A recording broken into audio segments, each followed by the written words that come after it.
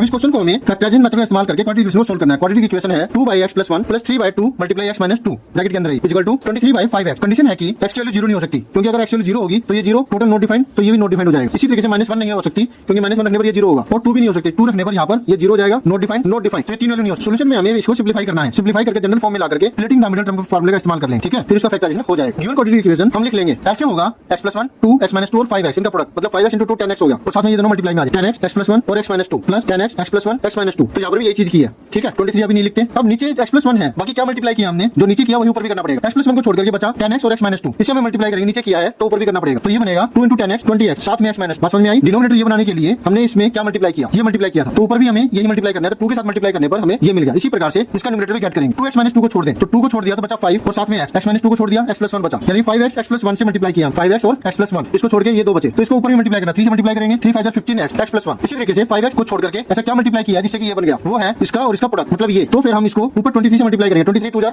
46, और ये अब दोनों तरफ जो ये डिनोमिनेटर है इससे मल्टीप्लाई करेंगे, तो डिनोमिनेटर में सिर्फ 1 बच जाएगा और न्यूमरेटर सेम टू सेम रहेगा। ये लिख दिया, ब्रैकेट सोल्व कर देंगे, 20x × x 20x² plus minus 20 2 40 15x × x 15x², 15x × 1 15x 46। Bracket solve करेंगे, x × x x², 1 - 2 होता है -1, -1 × में x - x, इन दोनों को सोल्व करके जो आएगा उसमें x मल्टीप्लाई कर देंगे तो ये मिडिल टर्म आ जाएगा, और इन दोनों का प्रोडक्ट -2, ठीक है। 20x² plus 15x² 35x² -40x plus 15x -25x equal to 46x², 46 × -1 -46x, 46 2 -92। ये सारे दोनों टर्म राइट हैंड साइड में ले जाएंगे, 46x² -35x² -46x, ये इधर जाकर प्लस का हो जाएगा, प्लस 25x -92, 46 -35 11x², इधर 0 आ गया, -46 प्लस 25, निशान बड़ी वैल्यू का -21x -90 इक्वल टू 0। इसे सोल्व करना थोड़ा सा मुश्किल है, तो थोड़े सब्र का इस्तेमाल करना पड़ेगा। a की वैल्यू 11, b की वैल्यू -21, c की वैल्यू -92, ac की वैल्यू आई 11 × में -92 -1100 1012, ठीक है। नेगेटिव है, यानी कि सब्ट्रैक्शन करने पर -21x आना चाहिए। टुकड़े करना स्टार्ट करते हैं। पहला पेयर ये आया है, सब्ट्रैक्शन करने पर ये आया, काम का नहीं है। इसी तरीके से नो 3 से डिविजिबल नहीं है, क्योंकि 1 + 0 1 1 + 1 2 2 + 2 4 4 3 से डिविजिबल नहीं है, तो ये भी नहीं है। 4 नो 5 से डिविजिबल ये नहीं है, 6 से डिविजिबल नहीं है, क्योंकि 3 से डिविजिबल नहीं था तो 6 से डिविजिबल नहीं होगा। 7 से डिविजिबल नहीं है, लास्ट के 3 डिजिट 8 से डिविजिबल नहीं है, तो टोटल 8 से डिविजिबल नहीं होगा। ये 3 से डिविजिबल नहीं है तो 9 से डिविजिबल नहीं होगा। 10 से नहीं है, 11 से डिविजिबल है, नो